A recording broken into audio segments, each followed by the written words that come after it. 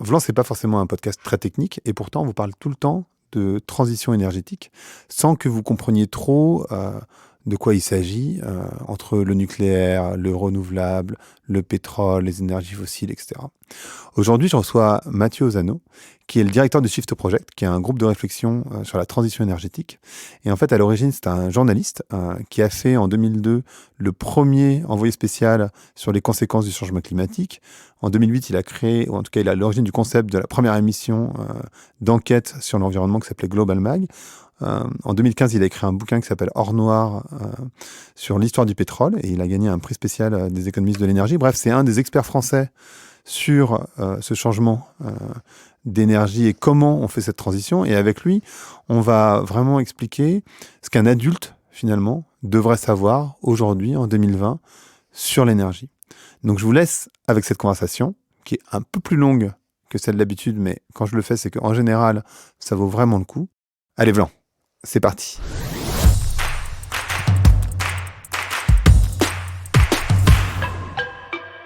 Donc bonjour à toutes et à tous. Bonjour Mathieu. Bonjour.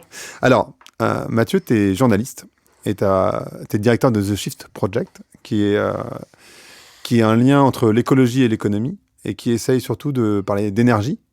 Peut-être que la première chose, et on en a parlé un tout petit peu avant, un truc que moi je ne savais pas typiquement, ou en tout cas que je n'avais pas bien en conscience parce qu'on nous parle tellement de nucléaire que je ne l'avais pas forcément bien en tête. Est-ce que tu peux nous refaire un point rapide ou plus ou moins rapide sur la consommation d'énergie en France? Parce qu'on dit, en fait, le nucléaire, c'est pas une petite partie, mais c'est juste une partie qui n'est pas la majorité. Ouais, c'est grosso modo 17%. En fait, quand on débat sur l'énergie, on confond très souvent l'électricité et l'énergie. L'électricité, c'est un bout de l'énergie qu'on consomme dans un pays comme la France. C'est grosso modo 1/5 de toute l'énergie qu'on utilise pour faire tourner l'économie, les transports, l'industrie, tout. Mon grille-pain le matin. Donc effectivement, 1/5 de l'énergie qu'on consomme dans un pays comme la France, c'est de l'électricité. Et la plus grosse partie de cette électricité, c'est effectivement en France du nucléaire. Mais il reste les 80 autres pourcents, où là, on tombe sur le problème qui est le problème du climat, qui est le plus gros problème de la transition énergétique, c'est celui de notre dépendance aux énergies fossiles. Parce que ces 80% qui restent, c'est pour beaucoup du pétrole et c'est pas mal de gaz naturel.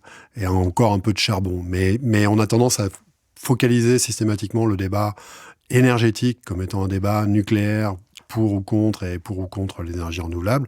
En fait, il faut comprendre que d'une part, c'est une partie du problème et c'est un problème secondaire par rapport au problème qui est le problème posé par le climat, qui est celui de notre dépendance aux énergies fossiles. On est beaucoup plus dépendant des énergies fossiles en France aujourd'hui que dépendant du nucléaire. Parce que je crois qu'effectivement, les gens ne réalisent pas à quel point notre confort de vie, enfin la manière dont on vit au quotidien, en fait, est liée à l'énergie. En fait, c'est-à-dire les routes, les chaussures, le transport, enfin tout, en fait. Oui, en fait, c'est quoi l'énergie ? L'énergie en physique, puisque c'est d'abord une grandeur physique, c'est la capacité d'une chose à transformer l'état de choses autour d'elle. Donc, à déplacer, évidemment, mais à réchauffer, à refroidir, à contracter, à expanser. Dès que tu as une transformation quelconque dans le monde physique, biologique ou minéral, il y a un flux d'énergie qui entre en jeu, nécessairement, par définition. Donc on comprend que quand on parle de transition énergétique, on ne parle pas d'un petit sujet, on ne parle pas d'un sujet secondaire, on parle juste du système sanguin de notre société, ce qui permet de faire les choses ou ce qui nous interdit de les faire, physiquement, techniquement. Et alors aujourd'hui, donc tout le monde parle effectivement de cette transition écologique, et en même temps, en tout cas moi de mon point de vue, j'ai pas l'association que ça bouge des masses. Du mien non plus. C'est ça, je me trompe pas trop, tout va bien. Non, il s'est passé plein de trucs depuis 2 ans, mais disons qu'il y a aujourd'hui, ce qui est chouette. Enfin, moi, je peux pas bouder mon plaisir parce que j'ai fait du donquichotisme. J'ai pagayé à contre-courant, et puis moi et beaucoup d'autres pendant de longues années. Depuis, je dirais en France en tout cas, depuis 98, depuis 2018, pardon. J'ai Pas pareil. commencé à m'intéresser à ces sujets-là, moi, vers la fin des années 90. Et en fait, voilà, il aura fallu 20 ans pour que il y ait un consensus sur le diagnostic. Voilà, c'est-à-dire que globalement, la plupart des gens disent effectivement, on a des problèmes à résoudre. Ceux qui ne le pensent pas, ils se trouvent un peu cornérisés dans les pages de valeurs actuelles, voilà, donc ils sont ringardisés, tant pis pour eux. Donc, on est d'accord qu'il y a un diagnostic commun. Maintenant, il faut commencer enfin la conversation sur la thérapie. Qu'est-ce qu'on fait ? Qu'est-ce qu'on fait pour le climat ? Qu'est-ce qu'on fait pour la biodiversité, etc., etc. Et là, mais au moins, ça y est, la société est largement d'accord pour se dire, OK, on a un gros problème. On a une grosse maladie, là. Et tu peux revenir dans ce que tu m'expliquais tout à l'heure, qui est finalement... le pétrole, c'est quelque chose qui est assez récent. Enfin, sur l'histoire de l'humanité, évidemment. C'est début... C'est fin 19e. Fin 19e, voilà. Donc, c'est une centaine d'années, en gros, qui ont transformé complètement notre manière de vivre. Qu'est-ce que ça impliquerait d'enlever cette énergie fossile-là ? On doit réaliser à quel point... tout ce qu'on est en tant que société, évidemment notre confort matériel, mais même le fait qu'en Europe, on s'est pas foutu sur la gueule depuis 70 ans, ça a beaucoup à voir avec un état d'abondance énergétique. On vit, nous sommes le fruit, et nous profitons d'une abondance énergétique jamais vue dans l'histoire de l'humanité. Jamais vue. C'est en haut de cette pointe-là qu'on est, en tant qu'individu, mais aussi collectivement, en nombre et en qualité. En nombre, parce que on est très nombreux. On n'a jamais été aussi nombreux, et ça a beaucoup à voir avec les transformations de l'agriculture, et le fait que tu mets un bonhomme, et puis il peut te cultiver à lui tout seul 200 hectares, ça c'est... Alors qu'il fallait 200 ou 2000 bonshommes il y a encore 50 ans. Donc on est bien nourris, on est nombreux, et j'ai tendance à croire que on bénéficie, en tout cas en Occident, d'une certaine stabilité politique qu'on doit beaucoup au fait que on a quand même fait beaucoup reculer la misère. Je veux dire la vraie misère, celle qu'on connaissait, celle de Dickens, celle de Zola. Il y a ça fait pas très longtemps qu'il y a plus où il y a les taudis en France.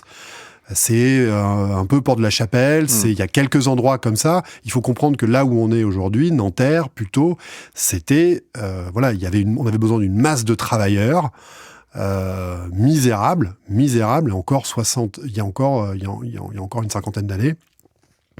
Et que ça, si on a pu faire reculer cette misère endémique qu'on connaît depuis des temps immémoriels, ça a beaucoup à voir avec cet état d'abondance énergétique dont on jouit. Et cette abondance énergétique, c'est fondamentalement le pétrole qui nous l'a fourni. Puisque l'énergie la plus prolixe, la plus généreuse, la plus abondante, celle à laquelle on a le recours le plus facilement pour faire tourner nos bagnoles, pour faire venir de l'autre bout de la planète les trucs et les machins qu'on a envie d'acheter, comme ça, parce que ça nous dit, c'est grâce au pétrole. Et si on n'avait pas ce pétrole-là, il suffit de se dire, pour répondre à ta question, si j'enlève ça du monde, imaginez l'autoroute A4, d'un coup, il n'y a plus de pétrole. Il n'y a plus de voitures. Ah bah si, alors il y en aurait peut-être, mais on comprend, on devine que ça serait moins simple. Ça serait moins simple. On aurait besoin de s'organiser différemment. Voilà. Et par rapport à ce que tu disais, j'ai trouvé... tu me parlais d'une théorie, et je ne sais pas si elle est fondée, mais je la trouve néanmoins très intéressante, de l'arrivée du pétrole et de la fin de l'esclavagisme, et de lier les deux. Oui, alors plutôt la fin de l'esclavagisme et le début de l'abondance énergétique. Ouais, parce que c'est le charbon encore. Ouais, c'est le charbon, mais c'est déjà le début du pétrole. Ça se passe... l'abolition de l'esclavage aux États-Unis, c'est les années 60. C'est aussi la fin du servage en Russie. Et tu peux tout à fait... montrer que à partir du moment où la révolution industrielle prend son essor, on a moins besoin de servitude. Parce qu'il y a des machines qui peuvent remplacer des esclaves. D'ailleurs, on parle même d'esclaves énergétiques. C'est-à-dire que la puissance qu'on requiert lorsque on roule en bagnole, c'est l'équivalent de la puissance, d'ailleurs on parle de chevaux vapeur, c'est la puissance de dizaines de bons hommes, très en forme. Voilà. Il faut imaginer qu'avant ça, avant l'essor du charbon et du pétrole, on avait recours à des énergies renouvelables, la principale étant l'énergie musculaire. Voilà. Et on peut tout à fait défendre l'idée que ce qui a permis de mettre un terme au scandale immémoriel de l'asservissement de l'homme par l'homme, largement, c'est le fait qu'on avait une solution technique de remplacement. Mais cette solution technique, c'est pas le génie humain, c'est pas des rouages qu'on a inventés, des mécanismes qu'on a inventés. On faisait des mécanismes très compliqués bien avant la révolution industrielle. Les montres qu'on faisait, les horlogers qui travaillaient dès le 15e, 16e siècle, qui faisaient des trucs qui étaient beaucoup plus compliqués qu'un moteur de bagnole. Beaucoup plus compliqués. La seule différence, c'est qu'on a pu mobiliser une source d'énergie qui nous a été offerte par la nature, dans le cas du charbon et du pétrole, qu'on a pu faire pour faire beaucoup d'acier, pour déplacer des charges très très lourdes sur de grandes distances, ce qui était absolument hors de portée, chimérique. Regarde la bagnole, c'est rigolo. L'imaginaire de l'automobile, il est bien antérieur à Monsieur Diesel ou à Monsieur Ford. Il y a des mecs qui imaginent une automobile peut-être même il y en a avant, mais dès la Renaissance. Dès la Renaissance, il y a des gens qui ont l'idée de dire « Ah, ça serait génial si on pouvait faire un véhicule sans chevaux où on utiliserait la vapeur. » Puis on essaye. Puis on se dit « Ah bah non, avec de la vapeur d'eau comme ça, avec du bois, non, j'ai pas la puissance. » Et puis, d'un coup, on se rappelle, vers le milieu du 19e siècle, en Russie, aux États-Unis, parce que c'est là que l'industrie du pétrole, dans ces deux zones-là, que l'industrie du pétrole naît, que ce truc-là qu'on crame depuis l'époque de la tour de Babel, c'est très ancien le pétrole, hein, très très ancien, on en parle dans la Bible, mais qu'en fait, avec ce truc-là, tu peux mobiliser une énergie faramineuse, simple à utiliser, qu'on peut stocker. Tu mets le pétrole dans un baril, tu peux le reprendre dans un siècle, tu le crames et ça marchera. Tu vois, c'est beaucoup, beaucoup plus compliqué. Et c'est là le grand problème de la transition énergétique, c'est que toutes les alternatives au pétrole, au charbon, au gaz sont plus compliquées. Plus compliquées. C'est ce qui me fait dire que jusqu'à présent, on a eu tendance à se contenter de suivre des pentes de plus faible résistance, un peu comme l'eau qui s'écoule le long d'une rivière, le long d'une montagne, elle ne choisit pas. Elle choisit un chemin qui est le plus simple, qui est le plus facile. Quelque part, avec les énergies fossiles, on a fait ça jusqu'à présent. Et là, maintenant, on se dit, ah non, il y a le climat, il y a peut-être aussi Mad Max qui nous attend au coin de la rue. Il faut qu'on trouve des réponses. Mais les réponses, toutes les réponses, elles sont techniquement plus complexes, donc elles sont plus chères, et elles sont plus compliquées à mettre en œuvre dans nos sociétés. Et si on se rappelle que, si on ne perd pas de vue le fait que, à cette abondance énergétique offerte par les énergies fossiles, on doit notamment, sans doute, le fait qu'on a un peu moins envie d'envahir la Pologne ou d'envahir la Russie. Je dis pas ça par légèreté. Le but de Hitler, lorsqu'il a envahi l'URSS, son but, c'était de mettre la main sur la plus belle source du pétrole qu'il y avait sur le continent eurasiatique, qui était Bakou. La Seconde Guerre mondiale peut être lue comme la volonté par deux grandes puissances qui ont tout sauf de l'énergie, de mettre la main sur les ressources en énergie qu'il leur faut pour exercer leur puissance. Pearl Harbor, l'idée, c'est de mettre la main sur le pétrole d'Indonésie. Barbarossa, l'invasion de l'URSS, l'idée, c'est de mettre la main sur le pétrole de Bakou. Et j'irai même plus loin. Pour moi, la guerre qui aura commencé notre siècle, qui est censée être le siècle où on va se passer du pétrole, eh ben c'est l'invasion de l'Irak en 2003 par les États-Unis, à une époque où la puissance américaine est sapée par le fait que la production de pétrole américaine, qui a été la plus prolixe au XXe siècle, déclinait pour des raisons écologiques, géologiques. Et Dick Cheney, le vice-président américain, son boulot, à lui, avant, c'était d'être patron d'une société qui s'appelait Halliburton, dont le métier, c'est de conseiller les compagnies pétrolières pour récupérer un maximum de pétrole, vider le verre à fond. Voilà. Donc il ne faut pas juste croire que ces histoires de transition écologique, c'est pas sauver la planète, c'est nous sauver nous. Et justement, donc si l'Irak, c'est effectivement, bon, on a bien vu, je ne sais pas si tout le monde est bien au courant, mais que effectivement, c'était pas, enfin, que Saddam Hussein n'avait rien à voir. Tous les prétextes qu'on a donnés étaient faux. Les armes de destruction massive, le lien avec Al-Qaïda, c'était du bullshit total. Et d'ailleurs, il y avait un lien entre Bush et la famille Ben Laden. Oui. Donc, et on voit aujourd'hui qu'il va y avoir, il est en train de se mettre en place une forme de guerre autour de l'énergie. En fait. C'est en train de se mettre en place entre les différents pays, j'ai l'impression. En fait, si tu regardes depuis la révolution industrielle, il y en a eu beaucoup des guerres où l'énergie est au moins en arrière-plan. La guerre de 14. Dès la guerre de 14. La guerre de 14, les deux butins de guerre ultimes, une fois qu'ont essayé de se partager les vainqueurs, c'est le charbon de la Ruhr. On connaît bien cette histoire, mais c'est aussi le pétrole de l'Irak. Seconde guerre mondiale, je viens d'en parler. Non, mais c'est intéressant parce que, si tu veux, quand tu parles de puissance, on parle beaucoup de puissance humaine, la vision politique, une puissance militaire, une puissance économique. Si t'as pas complètement dormi en physique au lycée, on te dit puissance, tu entends énergie. Parce qu'un watt, voilà, ce qui mesure la puissance, c'est un joule, ce qui mesure l'énergie par seconde. En fait, quand tu parles d'effectuer une puissance humaine, tu évoques le fait que tu as besoin de ressources adéquates en énergie pour effectuer cette puissance. Sinon, tu perds la Seconde Guerre mondiale, ou sinon, tu n'es pas l'Arabie Saoudite, tu es le Soudan. Tu vois, je prends un dessin de régimes politiques assez proches, de culture assez proches. On n'entend pas souvent parler du Soudan. Pourtant, ils ont un peu de pétrole, mais ils se battent pour. Mais ils en ont loin. Ils sont loin d'en avoir autant que l'Arabie Saoudite.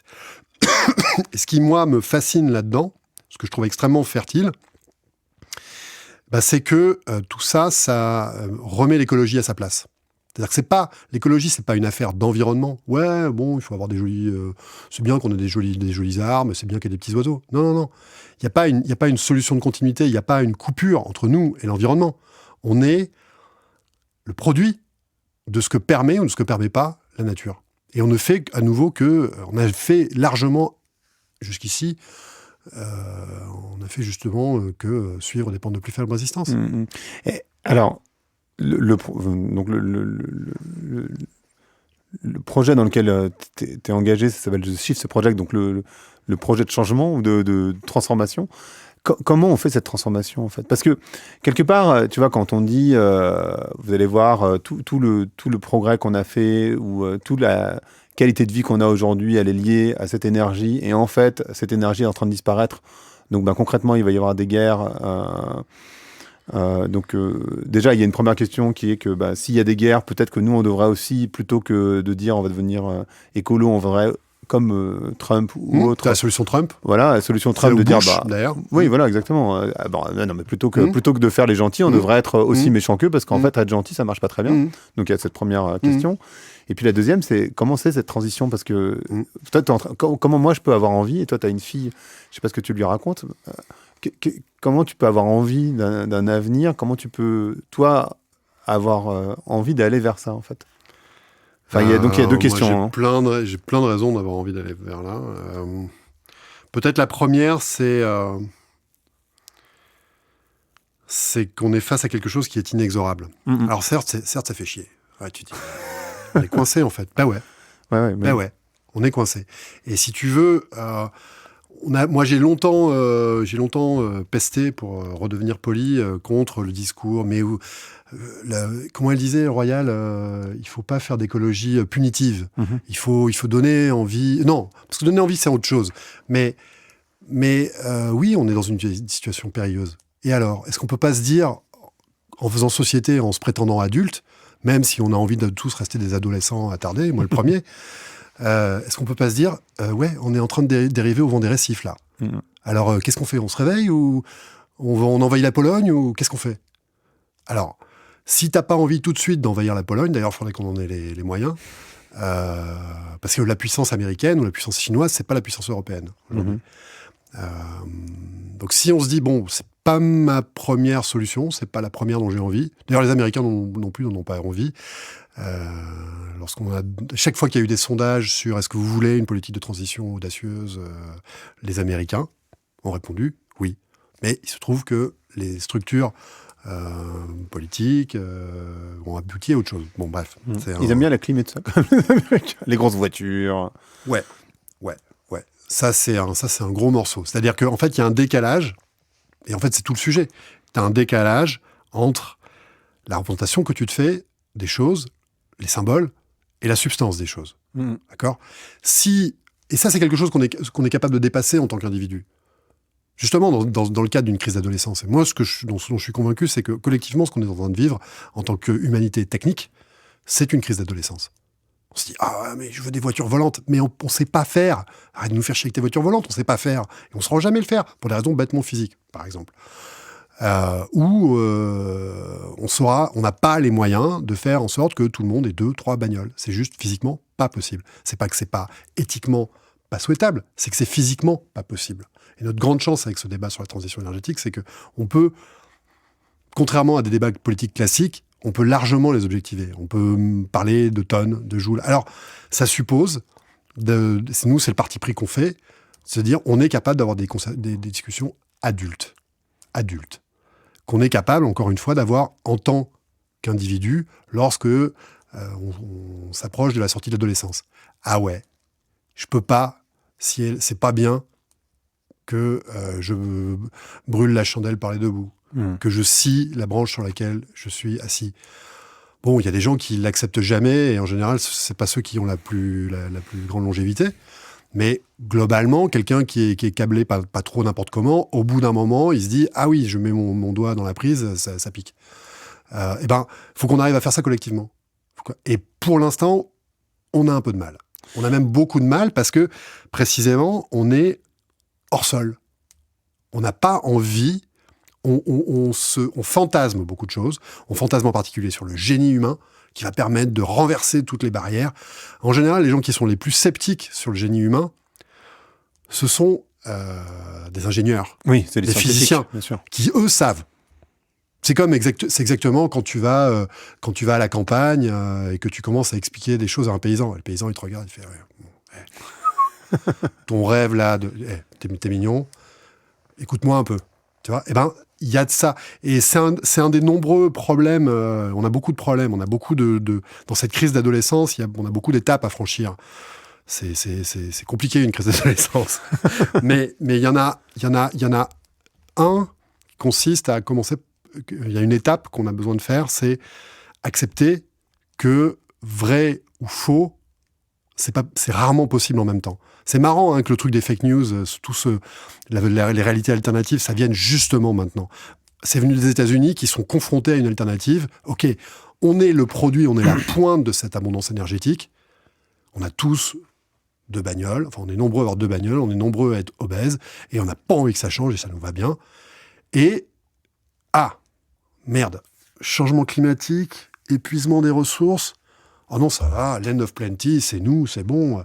Et je vais m'inventer une réalité alternative. Ah oui, c'est un complot chinois. C'est ça qu'il faut affronter. C'est ça qu'on affronte dans une crise d'adolescence. Les gens croient ce qu'ils ont envie de croire, en général. Et réaliser que soi-même, on est souvent victime de ça. Ah mais non, mais je me raconte des histoires, là. Bah, faut qu'on arrête collectivement de se raconter des histoires. Oui, on est en train de dériver au vent des récifs. Donc c'est ça j'allais te poser une question, mais du coup, je pense que c'est ta réponse. Toi, tu as envie qu'on ait une discussion entre adultes du sujet. Qu'est-ce qu'un adulte devrait savoir, en fait ? Enfin, c'était le sens de ma question. Qu'est-ce qu'un adulte devrait savoir ? Bah, déjà, dans des problèmes politiques classiques qui se passent d'homme à homme, on est capable d'avoir des conversations extrêmement sophistiquées pour savoir retraite à points, pas retraite à points, CSG, retenue à la source. C'est marrant d'ailleurs, quand il s'agit d'argent, on comprend. On est capable de faire des efforts pour comprendre des trucs très compliqués. Hein. Bah, il faut comprendre que l'énergie, c'est comme l'argent, en fait. Et grossir son capital, ça demande de l'énergie. Bon. Eh ben, il faut s'acculturer. Il faut, avant de confronter nos opinions, il faut accepter de confronter nos opinions à ce que dit la science et ce que dit la technique. C'est possible, c'est pas possible. C'est possible à quelles conditions ? Il n'y a qu'à Faucon. Il n'y a qu'à Faucon mettre des bagnoles électriques partout. Ah, à quel prix ? Est-ce qu'on peut produire ça ?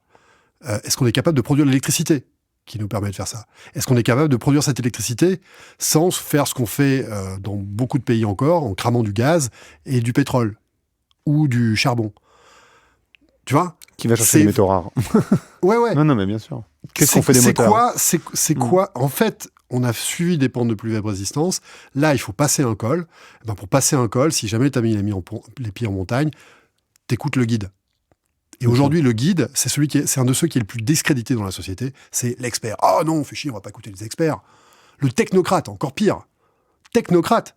Mais merci le technocrate. C'est le technocrate qui fait que quand j'allume, ça s'allume. J'ai entendu un... Et on a démonétisé complètement... Enfin, on a discrédité cette parole-là par inconséquence. Et je pense par puérilité.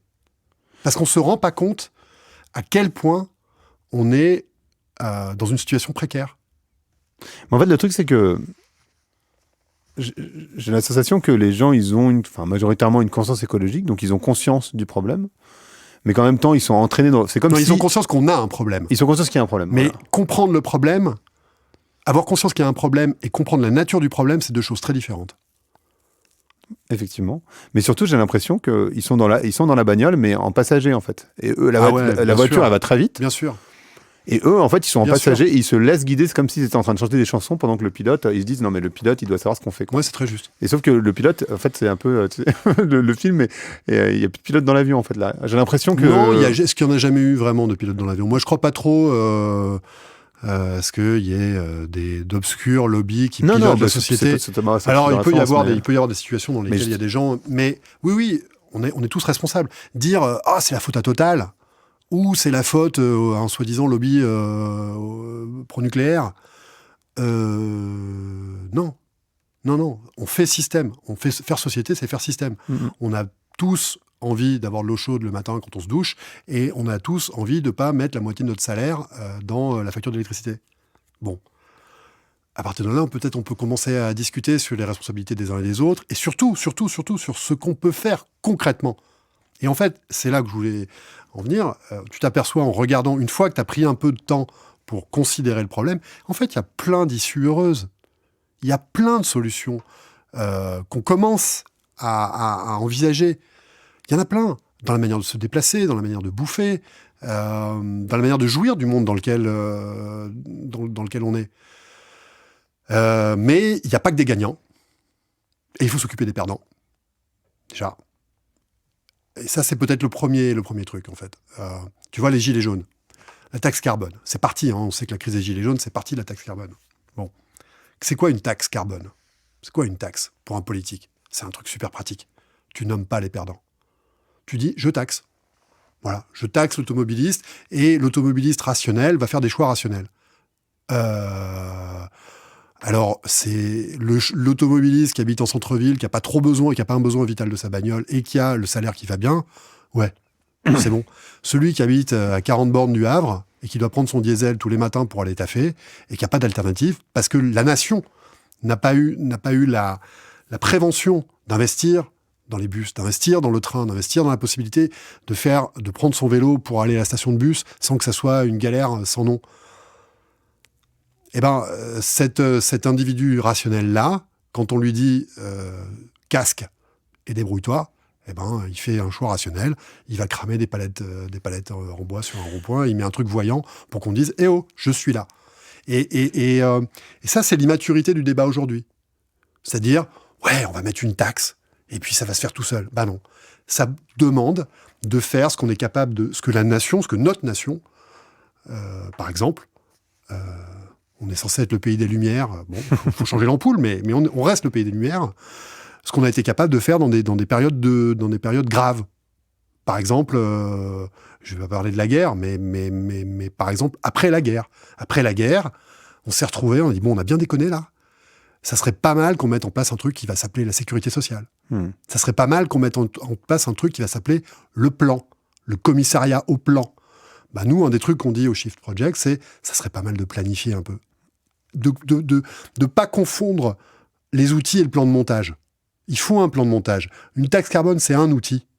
Mais si l'outil, tu te prends un marteau et puis le premier truc que tu fais, tu te le fous sur le doigt. Voilà, c'est ce qu'on a fait là. Non, il faut qu'on ait une conversation patiente pour dire on a besoin d'un plan. Et là, il y a plein d'issues. Et d'ailleurs, je t'ai entendu dans une autre conférence où tu expliquais que finalement, si on réenvisageait complètement la manière dont on se déplace, en fait, le fait d'entretenir les routes, etc., c'est un coût qui est extrêmement important et que finalement, développer des moyens de transport communs, c'est un coût important aussi, mais qui finalement est pas... Non, c'est pas énorme. C'est pas énorme, C'est pas énorme. Attends, on a été une nation en très forte croissance. À l'époque, dans les années 60, voilà, on s'est offert, en quelque sorte, un réseau autoroutier tip-top, des lignes de TGV de partout, voilà. Les alternatives à la bagnole individuelle, parce qu'il faut nommer les perdants. Le perdant, c'est l'automobiliste qui est aujourd'hui tout seul dans sa bagnole pour faire 40 bornes. Lui, il est du côté des perdants. Donc, il faut qu'on s'occupe de lui. Il faut qu'on lui propose des alternatives. En tant que nation, qu'est-ce qui nous empêche, pendant 10 ans, 15 ans, d'investir systématiquement et de manière cohérente dans toutes les alternatives qui permettent de faire autre chose que prendre sa bagnole quand on habite, y compris quand on habite en grande périphérie urbaine, en grande banlieue? Eh bien oui, c'est possible. C'est possible. Nous, on a fait cette démonstration aux chiffres. On est en train d'expérimenter de plus en plus. Et on n'est pas les seuls à avoir un peu plus qu'intuition. Moyennant des investissements qui n'ont rien à voir avec le pognon qu'on a pu mettre dans le TGV ou dans l'autoroute, tu peux développer la possibilité de prendre un vélo, faire 5 bornes, ce qu'on faisait il y a 30 ans en mobilette, de prendre ton vélo électrique, de faire 5 bornes, 10 bornes, d'aller jusqu'à une station de bus ou à des gares qu'il faudrait ouvrir, etc. Ça demande, en volume d'investissement, ça n'a rien à voir avec l'argent qu'on a pu mettre dans d'autres projets beaucoup plus voraces en investissement. C'est possible, ça c'est possible. Et tu peux faire, et au bout du compte, et en bout de chaîne, tu permets aux gens de continuer à se déplacer, y compris quand ils habitent en grande banlieue, de continuer à se déplacer avec des temps de déplacement équivalents et de faire des économies. Parce que ça s'appelle la sobriété, en fait. Et cette sobriété, c'est de l'économie au sens paysan. C'est être économe de ressources. Et en fait, le développement systématique des transports en commun et des systèmes qui permettent d'utiliser du vélo ou du vélo électrique facilement, ça te permet d'économiser des centaines d'euros par an sur ton budget mobilité. Bon, c'est pas anodin quand t'es juste au-dessus de la ligne de flottaison avec ton revenu. Bien sûr. Et tu peux faire exactement le même genre de raisonnement avec le bâtiment. Moi, j'étais assez surpris que les Gilets jaunes poussent pas l'idée que, remarque, on n'est pas passé loin, et nous, le Shift, on a beaucoup poussé ça, de dire les propriétaires bailleurs qui ont les moyens, ben oui, vous pouvez mettre quelques milliers d'euros dans l'isolation des toitures des gens qui sont vos locataires. Et vos locataires, derrière, ouais, ils vont faire pareil, quelques centaines d'euros d'économie. Donc, en fait, on est dans un système technique. C'est pas un outil isolé, c'est pas une solution isolée. Il faut arriver à déplier la carte, dire voilà où on est aujourd'hui. Et en fait, là, c'est là qu'on a beaucoup de chemin collectivement à faire. C'est-à-dire que on a perdu prise, on est un peu hors sol, quoi. On est nombreux, et moi le premier, parfois, avoir perdu de vue à quel point on doit notre confort, notre satiété, parce que malgré nos misères, on est la génération la plus opulente de tous les temps. Mmh. Et ça, rien que ça nous demanderait un peu d'humilité pour prendre en compte cette situation. Exactement comme un adolescent, à un moment donné, doit écouter les vieux qui disent mais tu te rends compte de ce que tu as ? Voilà. En tant que société, on aurait besoin de se faire un peu engueuler. Mais tu te rends compte de ce que tu as là ? Tu te rends compte ? Tu râles là. Mais tu te rends compte comment c'était il y a 30 ans ? D'aller à l'usine, pas de gagner son beefsteak, mais de gagner son pain, etc., etc. Mais ça, les gens, ils veulent pas entendre. Mais personne n'a envie d'entendre ça. Tu vois, on a tous envie de voler, on a tous envie, tu vois. De voyager. Oui, moi aussi, j'ai envie d'aller sur Mars, ou j'ai envie d'aller en week-end aux Seychelles. Seulement, les Seychelles, bientôt, elles sont sous la flotte. Donc, voilà, il faut ouvrir les yeux un peu. Et alors, c'est le rôle de qui ? Parce qu'en fait, je me dis, enfin, j'aime pas cette expression, les gens, mais les personnes. C'est pas question de mauvaise volonté, c'est juste qu'elles comprennent pas, que j'ai pas l'impression qu'il y ait de politique. Mais parce qu'on leur bourre le mou aussi. Ouais, je veux dire, les politiques, les journalistes, la pub, on a tous eu un discours complaisant. Voilà. Quand je parle de modèles de déplacement alternatif, il y a plein de gens qui ont l'intuition de se dire « Ah ouais, ça serait intéressant ». Mais t'allumes ton poste, voilà, t'as des pubs pour des bagnoles. Et le point de mire de l'homme, du consommateur roi, c'est à 50 ans, si t'as pas ton SUV, t'as raté ta vie. Voilà, ça reste ça. Bon, mais c'est pas irrémédiable. Moi, quand j'étais ado, fumer des clopes, il fallait fumer une clope si t'étais un mec. Tu vois, t'avais les modèles, les westerns, enfin tout ce que tu veux. Bah ouais, t'étais un vrai mec.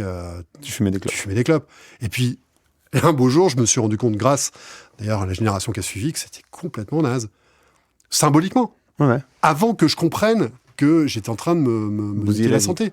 C'est une bonne image d'ailleurs. Parce que Bah oui, finalement, c'est on a arrêté de fumer. fumer. Individuellement, on n'a pas complètement arrêté de fumer. Non. Mais je crois que en tonnage, la France brûle 2 fois moins de tabac qu'avant qu'on se dise ah ouais, bah faudrait peut-être interdire de fumer dans les cafés. Et aujourd'hui, ça serait hallucinant. Je te sortirais une clope. Enfin, sinon, on en a parlé. Mais un mec qui sortirait une clope dans un bar, alors qu'il y a 20 ans, c'était complètement l'inverse. Bien sûr. Tu vas me faire chier là, je vais pas fumer une clope. Non, mais t'es un malade ou quoi? Tu vois. Donc bon, tout ça est pas les symboles. Il y a 2 choses. Les symboles peuvent se réverser, basculer facilement. C'est juste des idées. Ce qui peut pas se réverser facilement, c'est la technique. C'est là où, tu vois, il faut faire gaffe. C'est là où un peu la limite du y a qu'à Faucon ou du discours à la demain, à la embrassons-nous Folleville, il y a qu'à mettre des panneaux photovoltaïques et des éoliennes partout et ça va aller. Non, c'est là où il faut pas rêver complètement non plus. Mais c'est les deux. C'est-à-dire que les symboles peuvent basculer facilement et c'est super. Moi, je ne me lasse pas de m'émerveiller du point auquel symboliquement la société a changé d'opinion par rapport aux enjeux environnementaux. Ça fait 2 ans, 3 ans maintenant que tu as un consensus large, pas absolu, à part dans valeurs actuelles, mais que tu as un consensus large de dire ouais, attends, faut qu'on s'en occupe. Mais c'est là que la conversation sérieuse doit commencer. On fait comment ? D'ailleurs, tu peux nous parler 2 minutes, on n'en a pas parlé, mais des panneaux photovoltaïques ou des éoliennes comme solution alternative. Parce qu'en fait, il y a beaucoup de gens qui disent oui, c'est vrai que on en a parlé au tout début, donc du coup, j'ai pas du tout insisté, mais sur le nucléaire, c'est le problème, la solution, c'est les panneaux photovoltaïques. Est-ce que tu peux en parler du point de vue, ouais, vas-y, pardon. Ouais, non, qu'est-ce que tu peux en parler 2 minutes panneaux photovoltaïques et éoliennes. Ok, alors d'abord, l'alternative renouvelable, énergie renouvelable nucléaire. D'abord, juste, je rappelle, c'est un sous-problème. Oui, on a dit au début. C'est 1/5 du problème, et c'est un problème dont les solutions sont dépendantes de ce qu'on fait avec les 4 autres 5e. C'est-à-dire que quelqu'un qui te dit tu trouveras jamais un spécialiste aussi favorable aux renouvelables qui te dira en France, ouais, sortir du pétrole et sortir du nucléaire, fastoche. Non, ça c'est les gens qui sont sérieux sur ces sujets-là, même s'ils sont très pro-renouvelables, ils diront ouais, doigt dans le nez, trop facile. Tu compliques l'équation en te disant je barre pétrole et je barre en plus nucléaire. C'est plus, en tout cas en France, dans la situation française, dans nos situations de départ concrètes, ça complique. Pourquoi ? Parce que aujourd'hui, la source d'énergie, comme on dit dans le jargon, décarbonée, c'est-à-dire sans énergie fossile, qu'on maîtrise, la plus puissante, et qu'on maîtrise depuis quand même pratiquement un demi-siècle, c'est le nucléaire. Voilà. C'est la source qu'on a pour produire beaucoup d'électricité carbonée avec un système relativement simple. Okay ? Décarboné. Parce que, et ça, tu vois, c'est un problème. Il y a des gens qui pensent que ça génère des gaz à effet de serre. Mais la majorité des Français croient que le nucléaire contribue à l'effet de serre.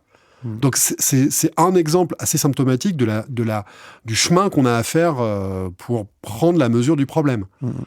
Tu vois, tu peux te dire que le nucléaire c'est un cancer de la peau, mais si on te dit que ton problème principal c'est un problème cardiaque, ouais, t'as un problème de peau. Ok, mais en fait, ce qui risque de te niquer là, d'avoir ta peau dans les 6 mois qui viennent, c'est la crise cardiaque qui te pend au nez parce que t'as trop de cholestérol. C'est un autre problème.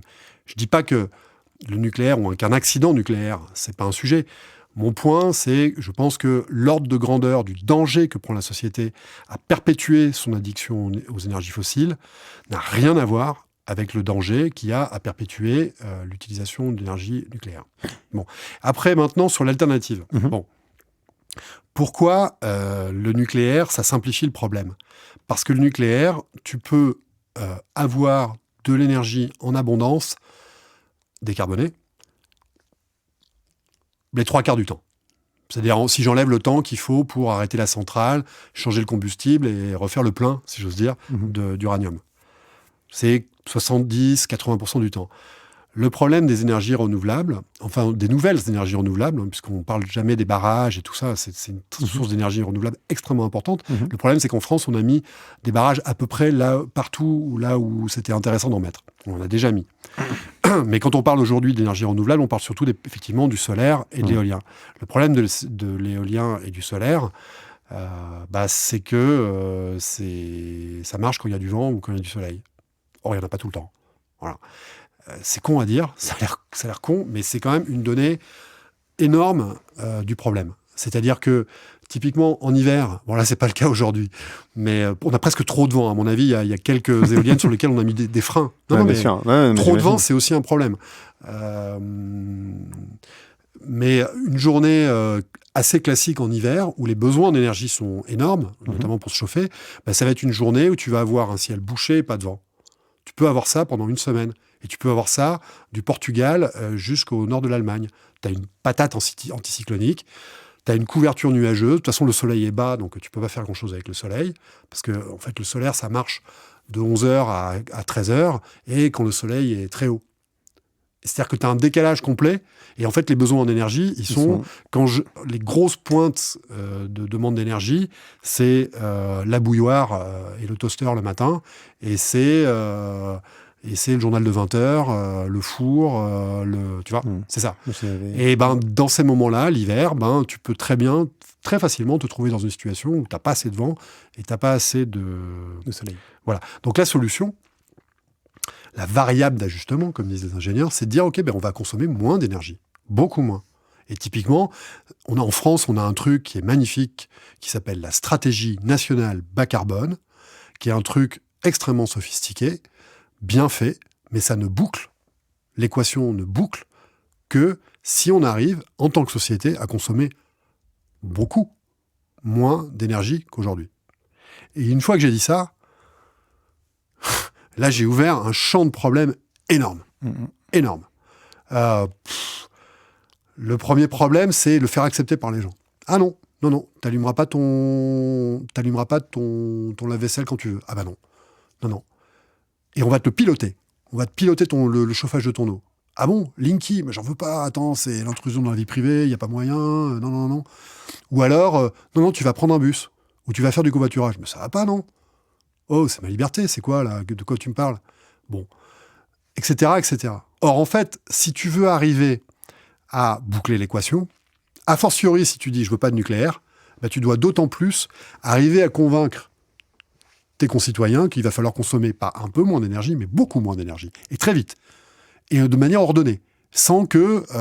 regarde, les gilets jaunes, 9 centimes d'euros par litre d'essence, t'as un dixième de la France, t'as un vingtième de la France qui est dans la rue, et la moitié qui disent « putain, ils ont raison, ils font chier de nous augmenter les taxes ».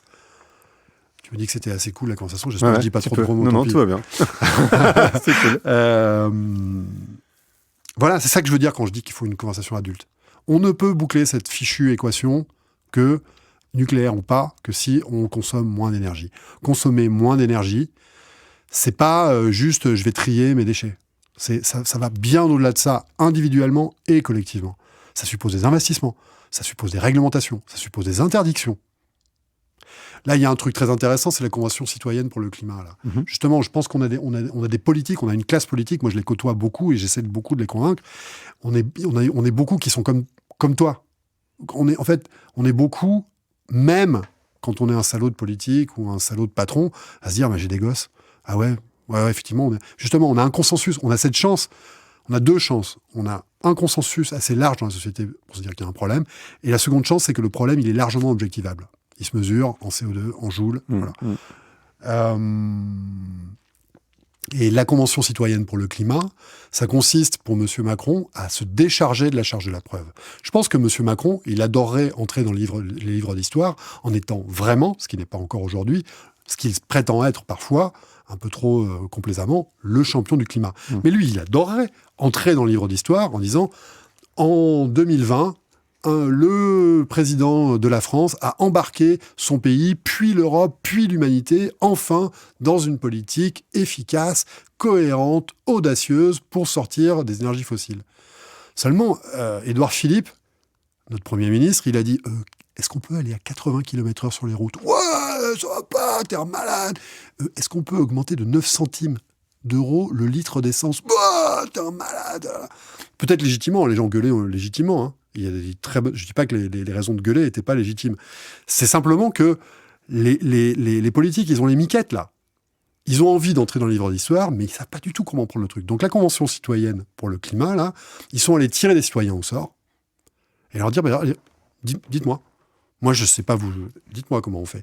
Et nous, on suit ça d'assez près. Il pourrait sortir des choses très intéressantes de ça. Très intéressantes. Notamment, par exemple, dire des symboles. Symbole lourd. La France a dit, M. Hulot a dit, en 2040, il n'y aura plus de bagnoles à essence. OK. La stratégie nationale bas carbone dont je parlais tout à l'heure dit, en 2030, il faut qu'on arrive à avoir des bagnoles qui roulent à 4 litres au 100. Elles sont plutôt à 7 ou 8 aujourd'hui, voire plus. 4 litres au 100. Déjà, divisé par 2, c'est énorme, énorme. Eh bien, la Convention citoyenne pour le climat, et nous, on leur souffle que ça serait pas mal on les encourage à faire ça, ils se disent, ah ben tiens, on pourrait interdire les publicités, là, demain, pour des bagnoles qui font plus de 4 litres au 100. On a bien interdit les pubs pour le tabac.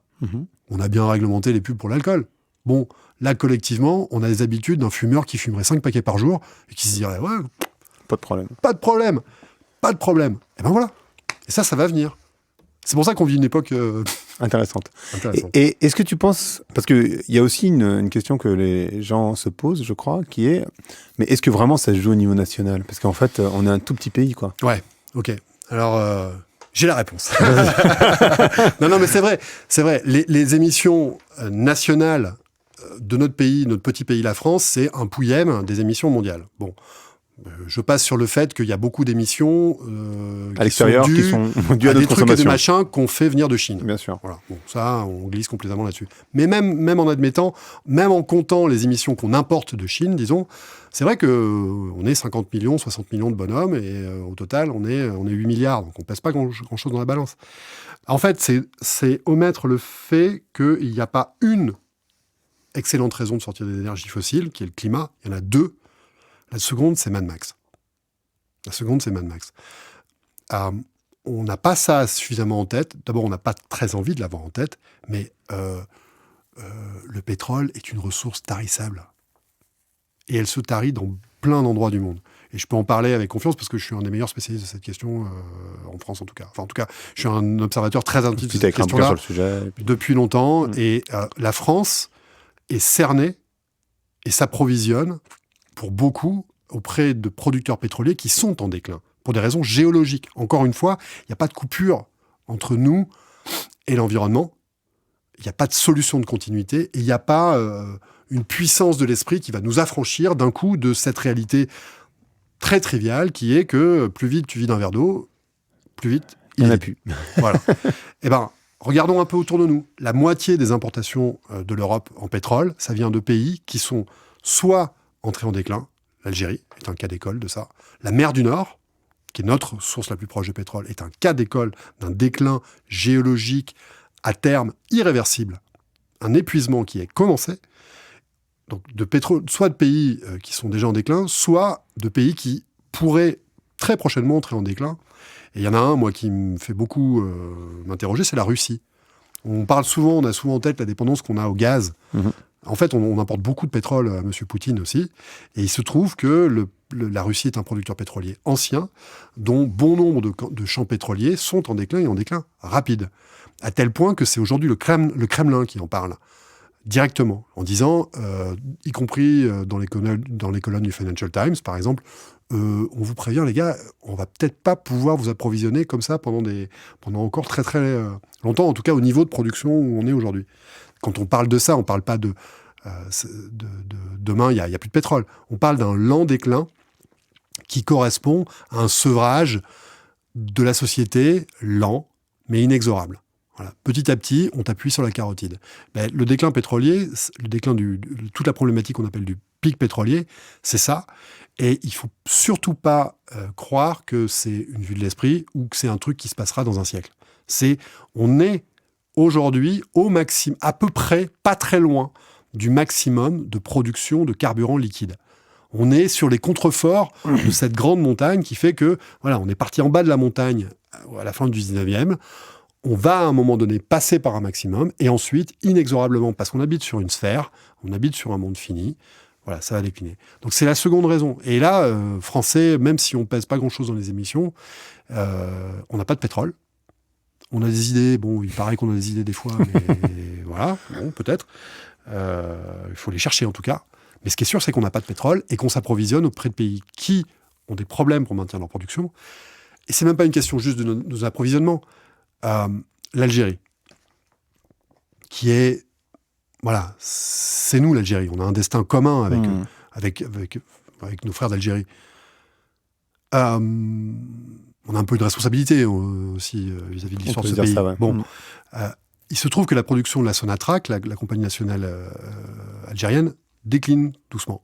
Voilà. Et si vous discutez avec des gens de la Sonatrach, ils vous disent la fête est un peu finie. C'est-à-dire que globalement, peut-être qu'ils vont réussir à faire des petites résurgences, mais ils sont plutôt sur la pente descendante. Ils ont plutôt passé la cinquantaine, leur champ pétrolier. Voilà, comme on dirait. Ils sont... Et si tu te rappelles le cas d'un pays qui s'appelle le Venezuela, tu te rends compte à quel point un pays comme ça, un régime du type algérien, est tributaire de sa capacité à avoir des pétrodollars pour maintenir son régime. Voilà. À Dieu ne plaise que cela advienne. Si on devait avoir un scénario peu ou prou de type Venezuela pour l'Algérie, ça serait compliqué en France. Ça serait compliqué pour nos amis algériens. Et ça, ils le savent très bien. Et je peux vous dire que le déclin de la production pétrolière en Algérie, c'est très concret. C'est très connu et très concret pour l'Algérien, entre guillemets, moyen. Mais voilà, l'extrémisation des discours politiques, les décisions, on va dire, malheureuses et hâtives en cas de crise, ça fait longtemps qu'en France, on n'a pas eu, Dieu merci, tant mieux, une grosse crise du type, on a un voisin qui se porte pas bien du tout. Et voilà. On voit l'extrémisation des discours politiques quand on a 4 malheureux Syriens et 3 Érythréens et 8 Maliens qui se disent « S'il vous plaît, on peut avoir un bout du gâteau ?» Qu'est-ce qui se passerait si on avait un scénario de fail state à la vénézuélienne en Algérie? C'est pas du tout invraisemblable. Loin s'en faut, malheureusement. Donc on a 2 excellentes raisons d'apprendre collectivement à se passer de cette énergie qui fait l'abondance dont on bénéficie, qui fait des régimes politiques qui sont coincés aujourd'hui. Parce qu'aujourd'hui, le régime des généraux algériens, il achète massivement depuis des années la paix sociale avec l'argent du pétrole et il scie littéralement la branche sur laquelle il est assis. Mais nous, on fait pareil. Donc, de gré ou de force, il faut inventer un monde nouveau. Et puis je crois que, en tout cas moi c'est le conseil que je donne aux boîtes en général, qu'il vaut mieux se transformer quand on a encore les moyens, plutôt que d'attendre que tu sois dans crise, parce que là ça devient c'est trop tard. C'est trop tard. On est d'accord. En tout cas, je retiens, dans tout c'est une longue conversation, ça fait 52 minutes qu'on parle pour le coup, mais je retiens quand même que dans ce que tu dis, parce que moi j'ai quand même un état d'esprit plutôt positif, il y a quand même plein de... Moi aussi, je te rassure. Non, mais je veux rassurer les gens qui nous écoutent. Non, mais moi je pense qu'il y a plein d'issues heureuses. C'est ça, c'est ce que tu disais, il y a plein d'issues heureuses. Ce podcast s'appelle Vlan, donc je voudrais savoir à quoi tu veux ouvrir ou claquer la porte. Je voudrais ouvrir la porte à la lucidité collective et claquer la porte au Yaka Faucon. Ok. Merci beaucoup Mathieu. Merci. Merci d'avoir écouté Vlan. Si vous avez aimé l'émission, n'hésitez pas à mettre des étoiles sur votre plateforme de podcast préférée. Vous pouvez aussi partager l'émission sur vos réseaux sociaux, sur Instagram Stories ou sur Facebook ou LinkedIn.